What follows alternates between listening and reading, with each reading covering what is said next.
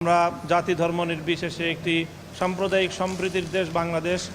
এদেশে কোনো ধর্মাবলম্বী অন্য ধর্মাবলম্বীদের উপর কোনো ধরনের অযাচিত আক্রমণ করবে না, হামলা করবে না।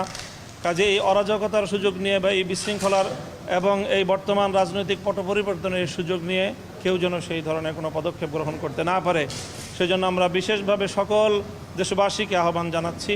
বিশেষ করে রাজনৈতিক নেতৃবৃন্দ যারা রয়েছেন, আমাদের ইমাম সাহেবান যারা রয়েছেন, আলেম ওলামা যারা রয়েছেন, তাদের ক্ষেত্রে একটি অগ্রণী ভূমিকা পালন করতে হবে।